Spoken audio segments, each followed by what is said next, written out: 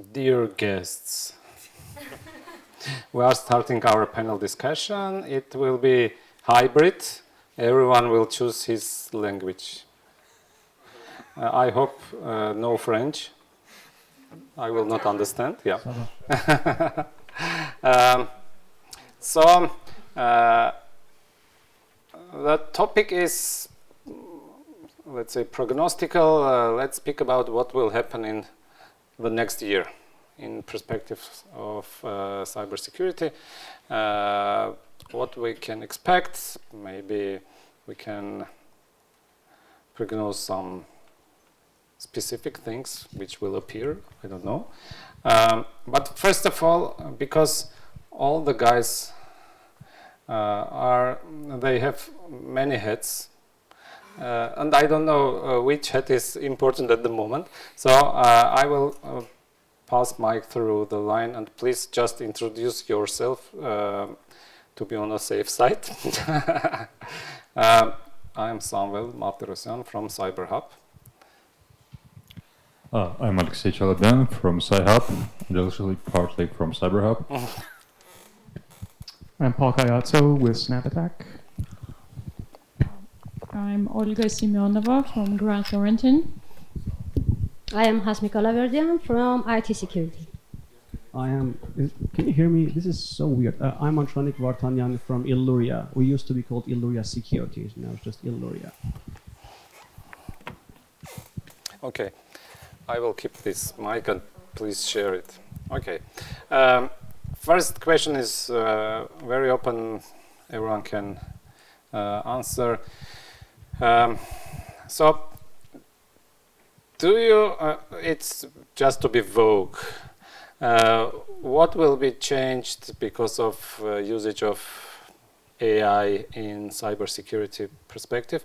But I'm not speaking about security, but more from the part of the crime. So, do you expect any specific changes in kinds of attacks or something like that?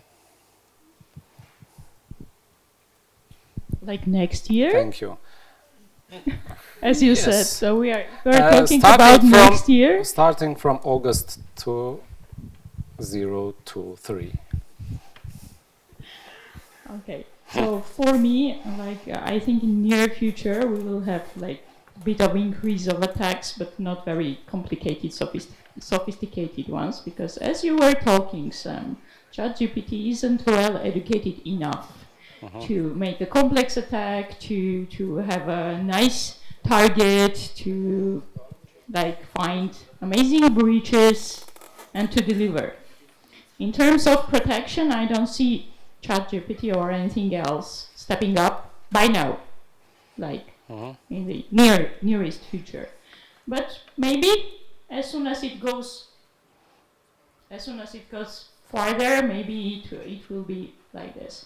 For me, I think that we will have more tools, better tools, cloud-based tools for cybersecurity.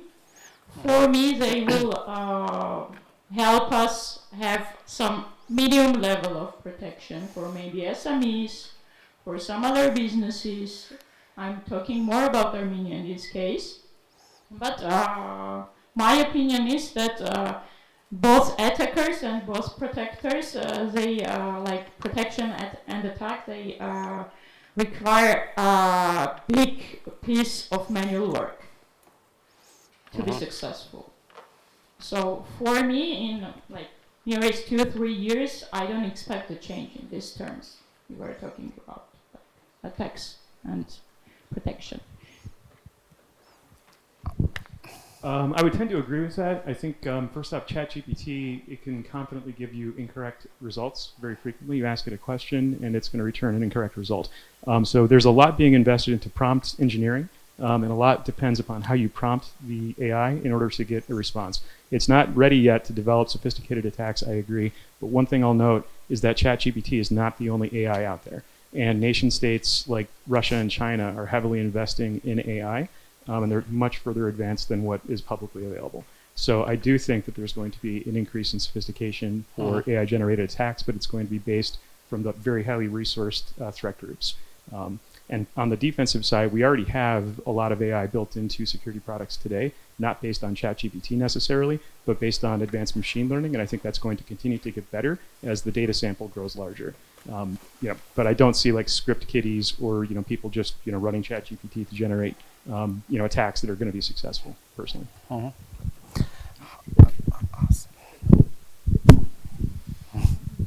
Ես հայերեն եմ խոսելու։ Մենք նոր խոսում ենք ChatGPT-ի մասին ու ոնց որ ChatGPT-ին բոլորը աստվածացնում են, իհարկե Օլգան եւ մյուս մեր գործընկերը արդեն ասին, որ հա ChatGPT-ով ChatGPT-ն այդքան լավ educated արած չի, բայց ChatGPT-ից զատ կան հիմա հարյուրավոր AI գործիքներ, AI tool-եր, որոնք թույլ են տալիս հազարավոր մանիպուլյացիաներ անել, օրինակ այս վերջերս իմ համար շատ հետաքրքիր кейսես հայտնաբերեցի, կա Թոմ Կրուզի deepfake-ը։ Երբ որ դուք նայում եք այդ մարդուն, ինքը իրականում շատ նման է արտակնապես Թոմ Կրուզին, հա, բայց օգտագործելով AI-ը ու այդ deepfake-ը ստանալով, ինքը ուղղակի անզեն աչքով դուք իրան չեք կարող պարզապես տարբերել Թոմ Կրուզից։ Օրինակ դա մի օրինակ է, ոնց կարելի է identity theft անել, ոնց կարելի է մարդու ինքնությունը գողանալ ու օրինակ այսօր բանկերը, ֆինանսական օրգանիզացիաները շատ օգտագործում են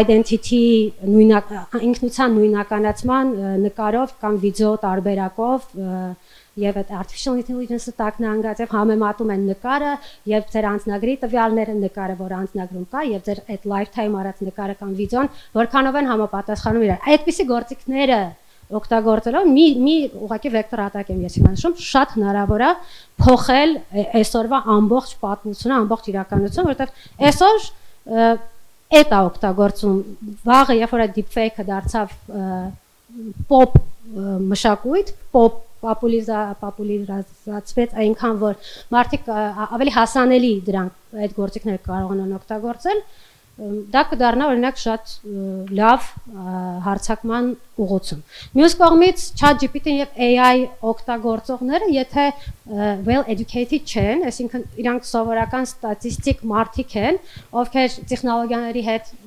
դուքով են շփվում, իրանք ChatGPT-ից եւ նման գործիքների շատ արդյունք չեն կարողանա։ Միևնույնն է, այդ գործիքները զենք են դառնալու այն խումբ մարդկանց մոտ, ովքեր հարցակվող են, rating են, տեխնիկական ուղղվածություն ունեն եւ կարողանում են այդ գործիքներից քամել առավելագույնը։ Վերջերս էլի մի case, որ մեկը կարողացել էր ChatGPT ֆիլտրները ուղղակի անցնել եւ ստանալ Windows 10 եւ Windows 11-ի գործող լիցենզիաներ։ Այսինքն կախված է այդ գործիքը ով է օգտագործում, այդ գործիքը ինչ նպատակի է օգտագործվում եւ հիմա էլի գրվում են հազարավոր malware-ներ, գրվում են ծրագրային կոդեր, որ պիտի դու հասկանաս դու ինչ ես ասում ChatGPT-ին կամ Bard-ին կամ մյուսին եւ ինչ ես ուզում արդյունքում ստանալ։ Բայց այդ գործիքները այսօր այն աշխատանքը, որ հնարավոր է անել 2, 3, 4 օրում մարդկային ռեսուրս ծախսելով, դա դառնում է 15-20 կամ րոպե կամ կես ժամ։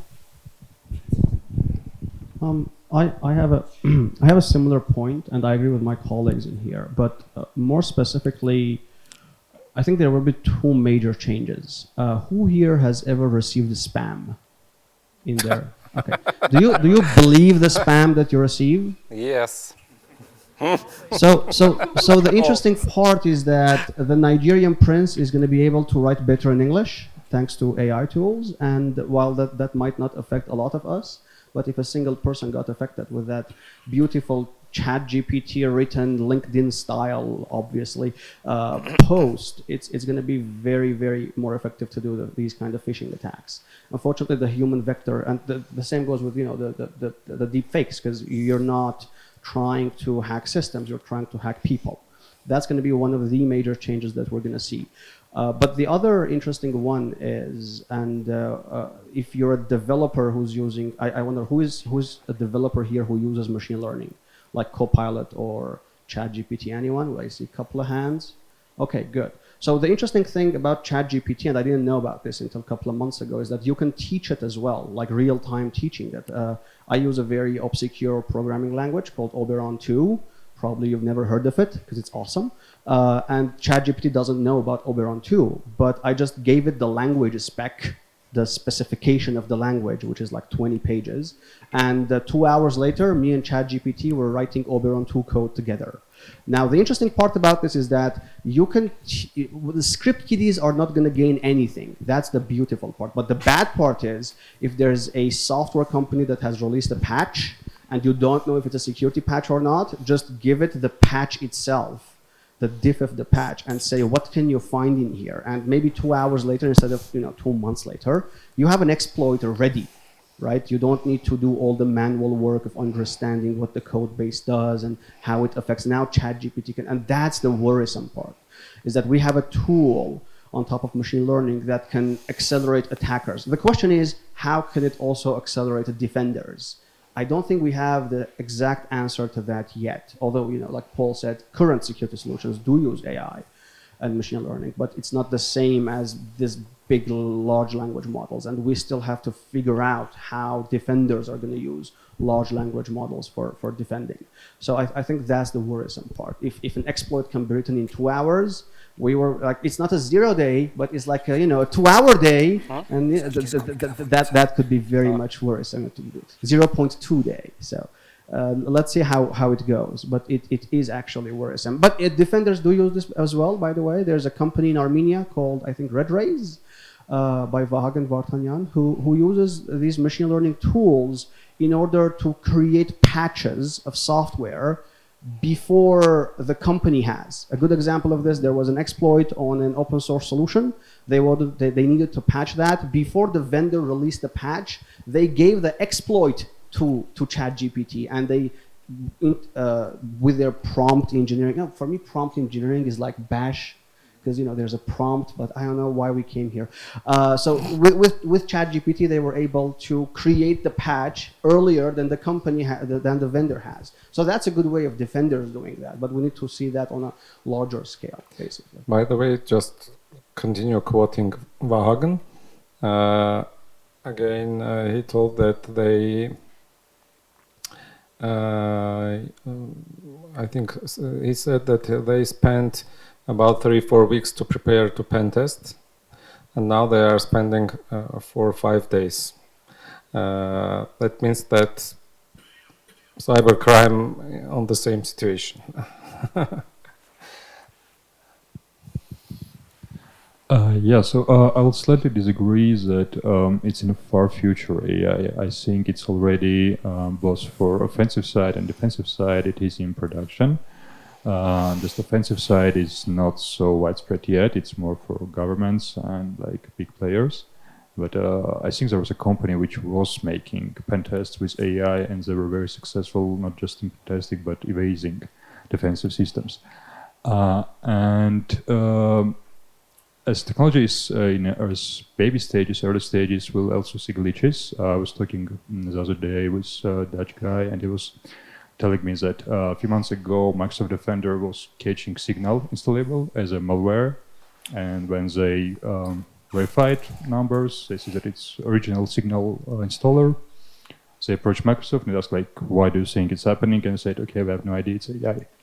So AI, it's all-powerful, will also be that black box. So it will maybe doing things which we won't be able to understand and explain and fix. And it also gives the thing that in security we usually deal with false positives. Now we'll be dealing with like false negatives. So it's also something new and to adjust to the new reality. And yeah, Andy already said that one thing which already changed, that when we're educating people about phishing attacks, we're saying just look at the spelling, look at language, etc. Now it's not even relevant. Like now it writes in perfect English, sometimes even like too perfect Armenian. I think Samu told the case when actually a phishing attack was detected because a mail from accountant came in perfect Armenian literate, while real accountant was just writing some short things in translate.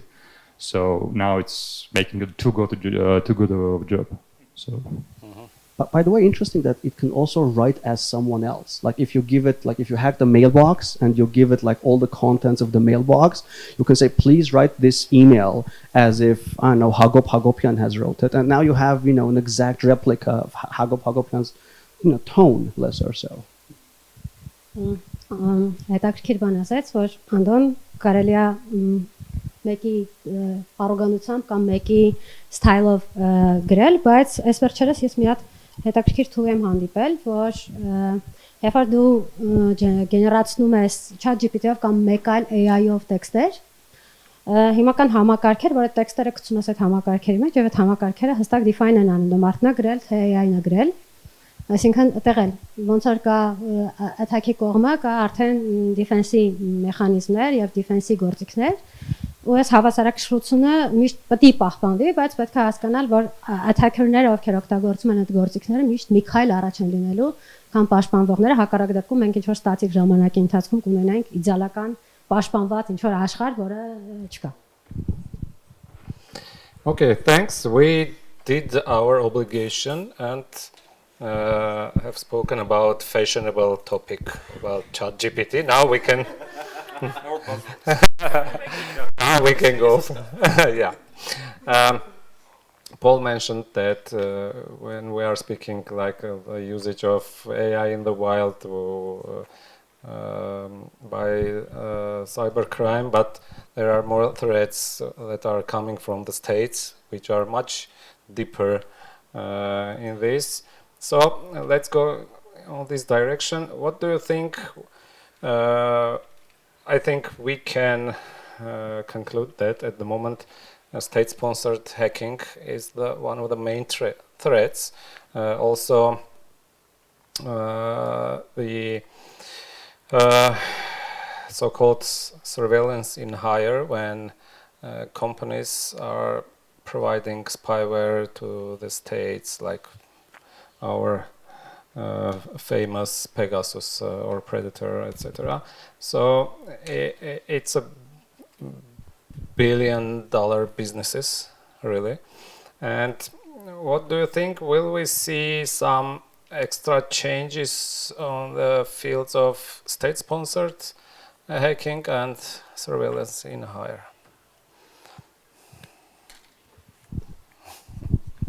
Absolutely, yes. So actually the next talk is a deep dive into nation-state capabilities. So if you want to learn more deep stuff about that, I can talk about that later.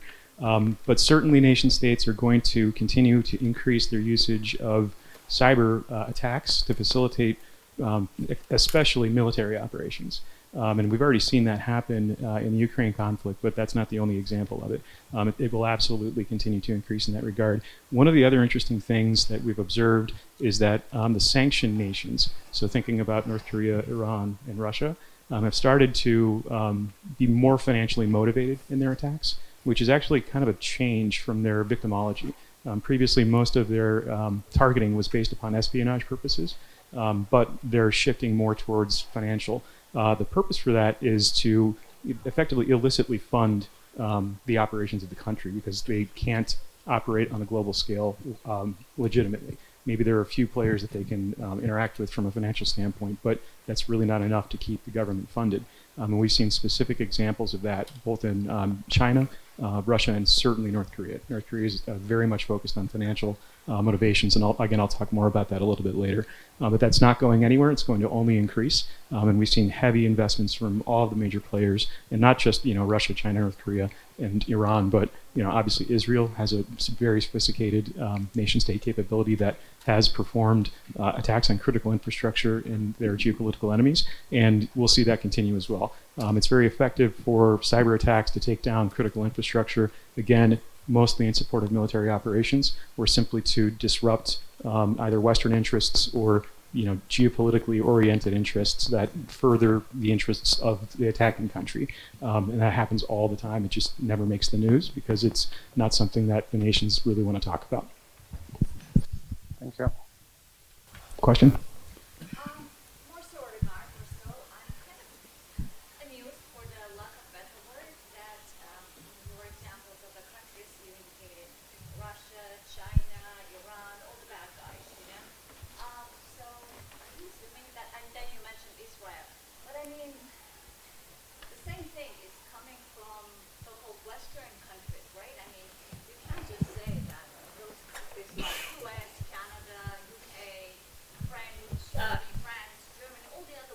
Are they immune Not at all. using all this No.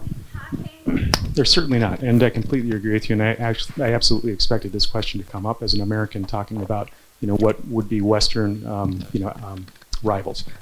So certainly the Five Eyes, which would be U.S., Canada, Australia, New Zealand, and the U.K., have extremely advanced cyber capabilities as well. And I'm not suggesting that they don't do the exact same things. They absolutely do. But obviously, I'm coming from a Western, bias, so take that with a grain of salt. But if anybody would like to ask more questions about capabilities of the West, I'm happy to talk about it after the next talk. Any more ideas? Or Yeah, I have only. I love the question because it was what I wanted to go to is. At this point, I'm assuming most countries have some kind of state-sponsored attacks happening all around the world. The question is, who's attacking who? Because that's the part that gets very tricky. Because if you look at, for example, Armenia, from the Western perspective, we look like an ally to Russia. In reality, if you look at the APTs happening in Armenia, most of them are coming from Russia. So it's the geopolitics that are happening on the cyber world are way more complicated than that are happening on the UN National Assembly or whatever. So that's going to be very interesting. And the conclusion that I came to is, if you want to see which country is friend with which other country, don't look at their public policies and spokespersons who get hacked 72 times. Instead, just look at who 27. 27 times. I come from Syria, and we do it backwards. So, and just look who's attacking who, and that becomes even way more complicated when you realize that everyone is attacking everyone. So you get the real perspective of the world. That, okay, so no one is friend with anyone. Everyone's attacking everyone. Maybe the Five Eyes don't attack each other, but other than that, you see. But they do. But they do. They absolutely do. They do attack each other too. I mean, don't you remember the scandal with the UK embassy being Right. variants and all the other stuff? I mean, it's the food of the world. Yeah, espionage has been around since states have existed, right? And every country spies on every other country. So it's weaponizing the knowledge. Yeah, absolutely. It's in every country's best interest to do that, to collect information in whatever way they possibly can. And cyber attacks happen to be a very effective way of doing that. So my last point there is, I hope politicians see that, because they really don't.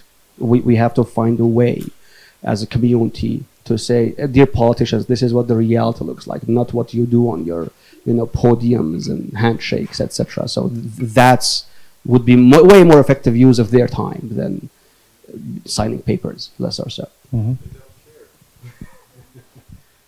Yeah, there is just, I think, the situation when there is espionage that is coming from the ages.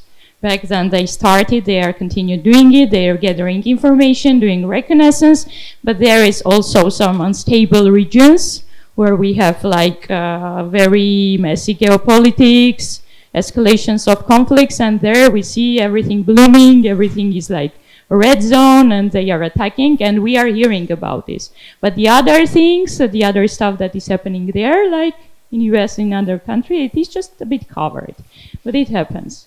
For me, it is interesting also in terms of cybersecurity and infrastructure, because in Armenia, we cannot tell that we have automated transport. But in Europe and in US, we can have trains, we can have everything, and they have actually a higher of risk of, for example, cyber terrorism than we have. If something happens there, it will be a catastrophe, which will have a crucial impact on everything. So I hope they are concerned with the protection of their infrastructure and related areas.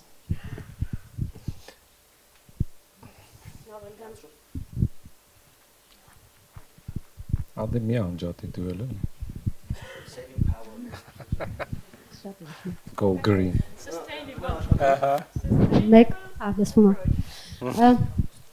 Ես ուղղակի Օլգայի ասացից հետո հիշեցի մի բան, որ 2020-ին, երբ որ հնարավոր ամեն ինչ կոտրվեց, ուղղակի Հայաստանի բախտը բերել էր, որ ինչ եմ ուզում ասել անոնը, մի շատ քրիտիկական համակարգ ուղղակի չէր կոտրվել մենակ այն պատճառով, որ այնտեղ որոշակի բաներ դեռևս մնացել էին հին, ոչ ավտոմատացված եւ չէ չէ եւ այդ փոխանջատիչները կարգավորվում էին մեխանիկական ձևով Նենց որ ասում ամեն դեֆեկտ ունի դեֆեկտը, այս դեպքում մեր մի քիչ հետամնաց լինելը այդ իմաստով ունեցավ նաև հակառակ լավ էֆեկտ։ Okay.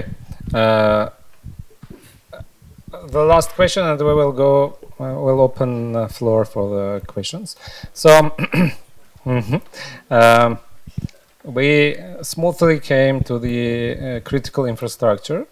Armenia is the country which, until now, we don't have any legislation. We don't know what we can call critical infrastructure. We don't even know what we can call infrastructure in general. But they promised that we will adopt some law until the end of the year. I don't know which year. I hope this year. But so, do you expect something specific? Of course, we already living in the movies like Die Hard 4.0, something happening already with a critical infrastructure. But I have perception that some countries, they can do some really bad harm, but there are some red lines until the moment, possibly more psychological. But do you feel that we can cross that red lines in upcoming future? I just want to say for whoever doesn't know, this is a real-time map of attacks happening. Like these are actual attacks happening real-time, right now, from multiple places. But anyway, just as you know, to see how complicated the internet can get. But we were supposed to just send cat videos or such. But it's Nigerian spam, yeah. The white ones are spam.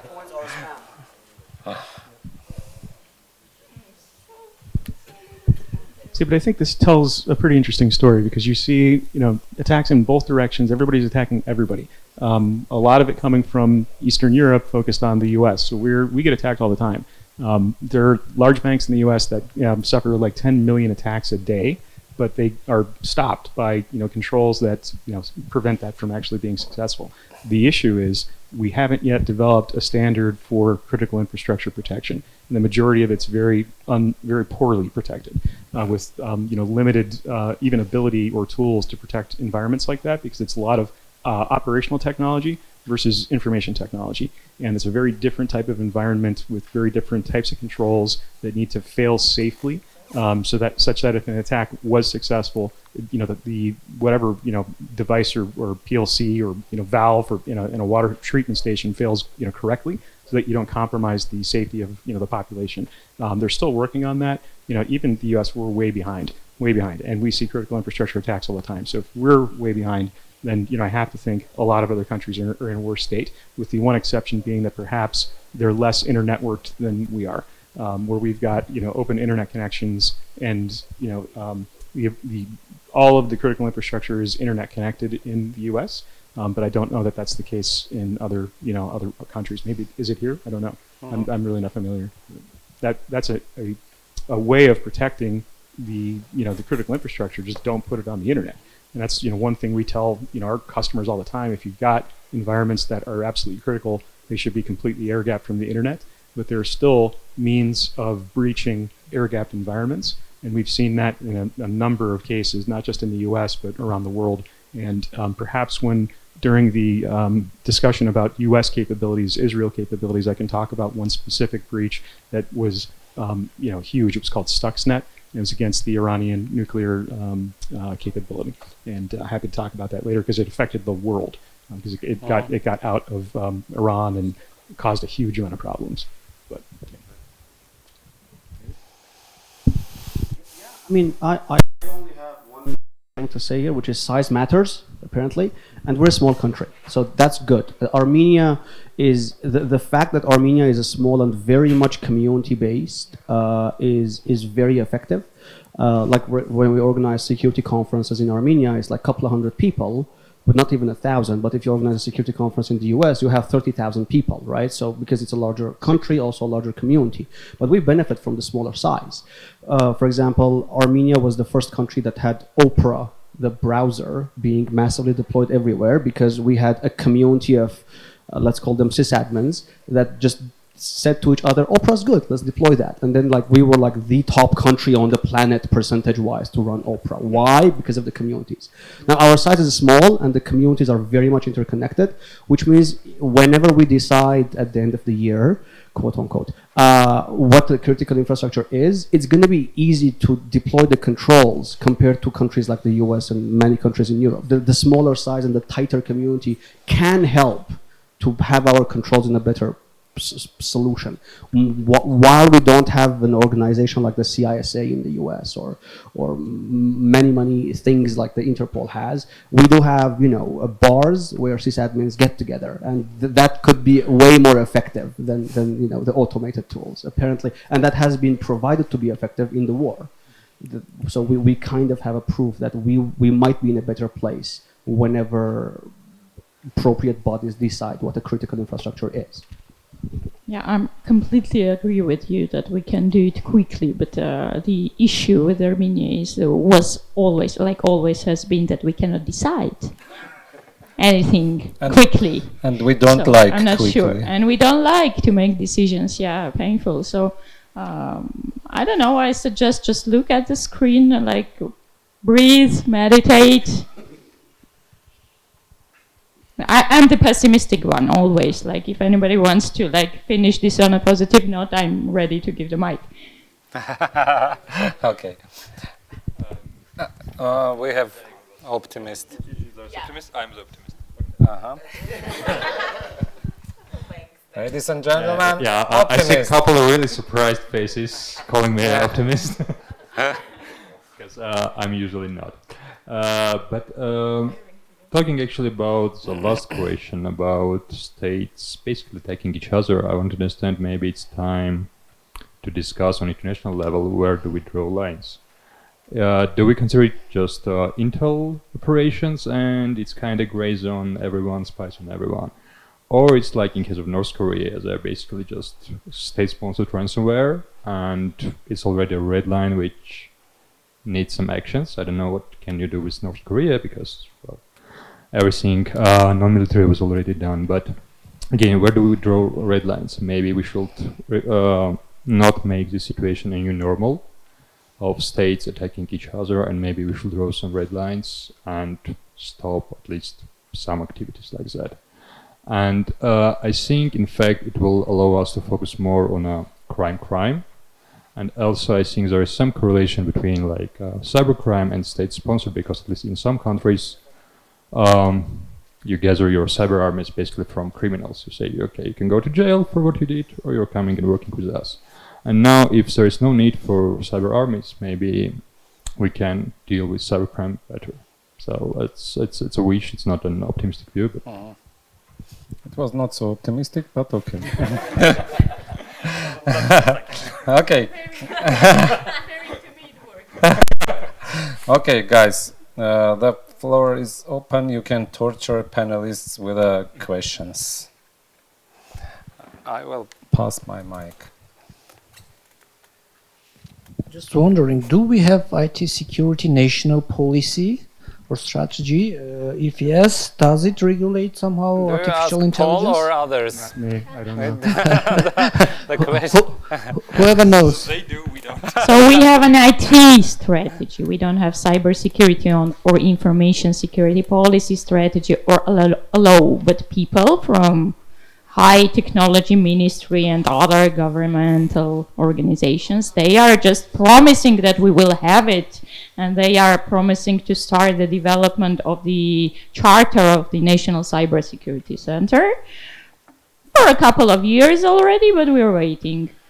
So, but there is a draft, just to be clear. Like there has been a draft. It's very long. I think I have it somewhere on my shelf in my home, and it's. Yeah, it's not good enough. just to be clear, it's not good enough. The reason why it didn't pass when they wanted, because some members of the community said this is not good enough. It does need to get a lot, like it didn't even cover the bare minimum, let's put it that way. And the draft is just a draft always. Like as an auditor, I can tell like No it doesn't work. Լոյս, պրոստը լոյս։ Ես ուղղակի ավելացնեմ, որ վերջին 7 տարվա ընթացքում տարբեր գերատեսչությունում, տարբեր մարմիններում քննարկվում է այդ հարցը, որ մենք պետք է ունենանք ազգային հայեցակարգ, պետք է ունենանք պաշտպանական կենտրոն, որը պետք է լինի մեկ ասում է պաշտպանության նախարարությունը, մեկ ասում ուրիշ ուժային կառույցներին եւ այլն եւ այլն։ Այս բոլորը մնում է քննարկման եւ թղթային ինչ որ ոնց որ գործընկերներս ասացին draft տարբերակում ինչպես միշտ, որտեղ որոշումներ չենք կարող կայացնել կամ կայացնում ենք այդ որոշումները շատ ուշացած, որ այդ որոշումները ոչ մեկի պետք չի։ Միակ գործող ռեգուլյացիան օրենքը, որը կա այսօր կենտրոնական բանկի cybersecurity մասին օրենք ասեմ, ռեգուլյացիա ասեմ, որը կարգավորում է ֆինանսական համակարգը բանկերին եւ ֆինանսական կազմակերպություններին։ Հա, 173 որոշումը, որը լրամշակվել է նաև ավելացվել է 66-ն որոշում, որոնք երկուսն էլ արդեն հնացած են եւ պահանջում են վերանայում։ Order 66. So I just want to say, the U.S. IT security policy was also extremely slow to be developed, and it was terrible at first, and it took a long time. 30 years to be specific. It took a very long time to get to the point where it is today. So don't think that you guys are not keeping up, I guess. But one thing I'll also say is that while there are IT security policies for like the federal government and industries like healthcare or the financial system, there isn't one for critical infrastructure. There's a set of basically suggestions. There's a framework, but in the U.S., 90+% of the critical infrastructure is privately owned. And so if an organization has an IT security breach that is critical infrastructure, there are no fines. There's no penalty because there's no regulation. So very, very similar in that case, and we're very slow at developing the frameworks and regulations for it. There were some attempts to make it a regulation, but basically lobbying groups forced the government's hand to not make it a regulation, but make it effectively a suggestion. So I want to add on that part that in fact the US was also slow, and it's okay for Armenia to be slow because this is a democracy, and democracies take time, and that's fine. But in order to understand why ours will not work is a very simple reason. The US policy for cybersecurity started in the late 90s, where the Cult of the Dead Cow, which was a hacking group, and their members, including Mudge, they went to Congress and explained cybersecurity to Congress. And Mudge was the person who literally invented buffer overflow, So these people went to Congress and explained to Congress how to solve these problems. Here's the problem with Armenia. We've seen situations where our community members have introduced the chief of cybersecurity of the police with the chief of cybersecurity of, the government. Like these people are supposed to know each other. Our community is not supposed to connect them together. So that's one problem, is that, the people who are the decision makers don't know each other in the different segments of the government. And finally, we as a community have to kind of stand up in the sense like go to the government and say, hey, dear Minister, Hagopian, we've hacked your mail. Like we have to show him his mail in front of his face and say, we're not going to do anything bad with it, but someone else might. Get your shit together. That's the only way that we can improve. And we have the proof that this works. Look at, the Google Zero, I think it was called the Zero Project, when they started hacking companies' products. Then they started fixing it. Like the only way is to attack a reputation, in this case of the government, unfortunately. Yeah, I completely agree with that. And Mudge, the person you referenced, is now the head of the cyber division of the DoD's Defense Advanced Research Project. So they took a guy who knows what he's doing and put him in a position where he could actually make a difference. One thing I will say though is the government is terrible, and in fact our entire industry is terrible about sharing information with each other. And that's one thing I think we could all do much, much better. When there are incidents, when there are breaches, if information is shared about how it happened, it's extremely helpful. And the few times that has happened, it's been really impactful. Անդ մի հատ ուզում եմ մի քիչ քո հետ չհամաձայնվել։ Դու շատ լավ բան ես ասում, որ պետքա պարոն նախարարի մեյլը կոտրել ու գնալ ասել, ընկեր նախարար, գիտես, դու այնքան վատ է քո մոտ իրավիճակը, որ էսա նայի, բայց այդտեղ հաստատ քեզ ասել են, որ դու իրավունք չունեիր այդ հարցակումը անելու ու դու կիբեր հանցագործություն ես արել ու լավ բան անելու փոխարեն, հա, ասում եմ, хотелось как лучше, получилось как всегда, հա, վերջում հետևանքները լավ չեն լինելու, էլի, ոչ պարոն նախարարը խայտարակ ալնելու, որտեղ community-ն իմանալու է դրա մասին, դու как minimum բաներ, էլի, հարգանքի տուրք չեն մատուցելու քեզ ասեն ապրի անդոն, որ sense I do have to make a point. This is a very good one. Like if we did actually hack the email or the infrastructure of the parliament and we showed them how bad it is, you know, we might go to jail. But here's an interesting one. Back in the 70s, and you might not know about this, the Netherlands was not a bicycle country. It was a car country, like worse than the US. Apologies. No offense. You know. But what interestingly what happened is that community members went and showed the draft to the government saying these are the fixes that we want because we don't want our children to die from cars. We want more bicycles, more streets, etc., etc. And the model of the community of cyclists was very simple. We are proposing a good thing. Whichever politician doesn't agree is a bad politician. You will not be elected the next time. So my policies here, even if I might go to jail, what I'm proposing is a good thing. Whichever politician wants to throw me into jail is a bad politician. You will not be elected the next time. So that's how democracy works. You are also optimist. Thank you. Just a small remark, like in Armenia, you don't have this like great ratings for politicians. They are all bad. You cannot use this here. Like it you are will not work. Can I ask a question now? Same. So I comment on the question. I mean, I don't want to downplay the threat of the cyber threat, the danger of the cyber threat. There is, however, cases where there are serious dangers that are not very visible, and very visible threats that are not really dangerous. So actually, Stuxnet is a good example in that it made huge news, but actually it set back the Iranian nuclear weapon program only by 3 months. And not only that, the Iranians actually adapted to it, and there are some opinions that actually they improved their game significantly, and they developed their technologies for centrifuge, gas centrifuges, and actually that accelerated their program.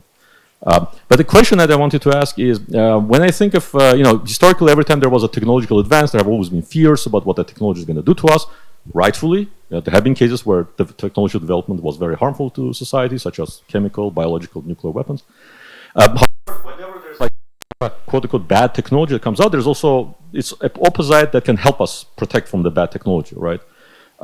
So for example, if you have guns, you have bulletproof vests, you have gun regulation, which is a policy, right? You have metal detectors that sort of reduce the threat of the, guns and things like that.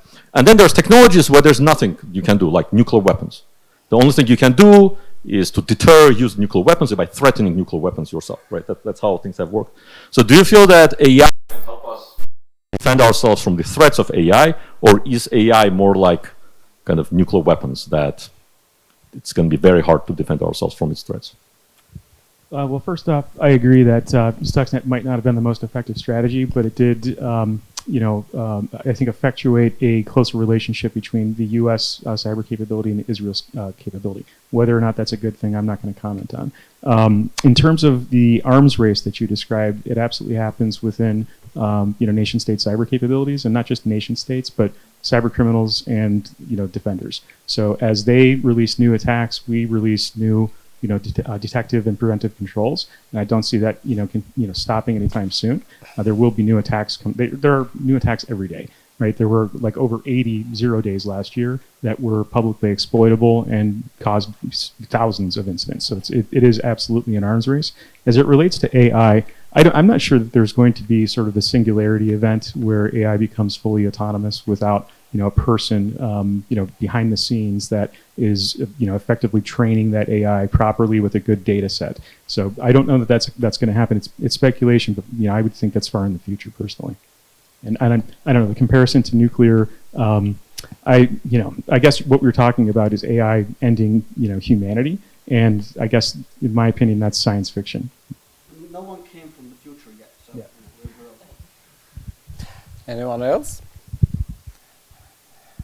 Optimists, pessimists? Okay. Small comment. What we are talking about and time frame we are discussing now is like a couple of years. So I think within a couple of years you can fight AI with AI, because what we are talking here is like more technological, using AI to make a better offensive attack or better antivirus or something like that. Within this time frame, AI is more like guns. But if we are talking about singularity events, then yeah, it's probably nuclear. Thanks, guys. Now we have 2 minutes. Just in few words, do any prognosis on the next year, if you have? So one thing we haven't talked about yet is Web3 and the theft of cryptocurrency via attacks on things like the blockchain bridges, and that's going to continue because there's no good security standards for any of that stuff. There's really a dearth of expertise. There are not enough people that know how to secure and how to securely code smart contracts, and I think we're going to see tons of cryptocurrencies being stolen this year. Let's buy. +1, I guess. Դրիվ OKM Web 3-ի հետ կապված նոր ատակ վեկտորների մտքի հետ իմ կարծիքով շարունակվելու է եւ ավելի մեծ թափով է լինելու մոբայլ դիվայսների հետ կապված հարցակումները, որտեղ այսօր մարդիկ շատ ավելի մոբայլ դիվայսներում են եւ շատ ավելի application-ներ մոբայլ դիվայսներում են, քան համակարգիչների մեջ, то есть hence mobile attack vector-ն է շատանալու։ Identity theft-երը, ինչպես ես ասացի, այսինքն ինքնության գողանալու փորձերը եւ նմանատիպ։ Ու շարունակվելու է իհարկե ransomware ատակները, որտեղ այսօր ransomware-ը շուկան այնքան է աճելու զարգացել, որ հիմա կա ransomware as a service, այսինքն ransomware գրողները իրանց կոդը, հարթակը, գործիքները որպես service տրամադրում են այլ hacker գրուպաներին, որովհետեւ իրենք կարողանան իրանց բիզնեսը, այսպես ասած, industry հաշվի առաջ տանել։ I just want to say, while I'll agree there are more attack vectors, I want to say there are also more defense vectors that we are so dumb that we haven't integrated them. And I'll bring a very basic example of this. 3 years ago, there was an Nginx bug on the web server. It was exploitable on Linux, but it wasn't exploitable on OpenBSD, because OpenBSD had an extra defense layer in their compiler chain that, just these kind of attacks. There are a lot of innovations happening in a lot of research types of operating systems like OpenBSD, hardened BSD, and the bad thing is we are not integrating them. Like currently, Microsoft is so far behind in integrating these kind of defense chains that a lot of the vulnerabilities, like 90% of the vulnerabilities, would be eliminated. Apple is doing a good job, less or so, in integrating these solutions and then saying your old software is not going to work. But Microsoft is not that kind of guy. They want 20-year-old software to continue working. So that's the sad part, is that there are technologies that have been around for a very long time that we are not using properly. Honeypots is a very basic example. It's been around since the 70s, and very few people have the knowledge or the skill set to use very basic things like honeypots. So I hope we can start thinking about what have we innovated but have not integrated into our defensive solutions. Well, okay, I'll be really short because we are out of time and already eating pulse time. I hope that we'll be moving towards more human-centric approach in security, because so far we're saying, okay, this is a correct technology, you have to use it if it's inconvenient, if you're too lazy, etc. Now I think when inventing new ways, we should think whether people will use it at all, and with making it more human-centric, it will become more realistic and usable. Thanks. Thank you. You are free. But